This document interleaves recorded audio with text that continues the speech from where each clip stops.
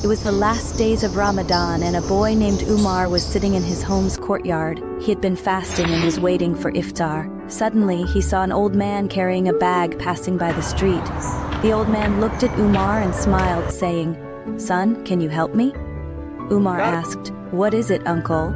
The old man replied, "I have collected this bag of food, but it's difficult for me to carry it. Can you help me?" Umar thought that iftar time was near and he was tired, but then he remembered that Ramadan is the month of helping others. He said, "Yes, uncle, I will help you." Umar picked up the bag and walked with the old man. On the way, the old man told Umar's son, "Doing good deeds in the last days of Ramadan brings great rewards.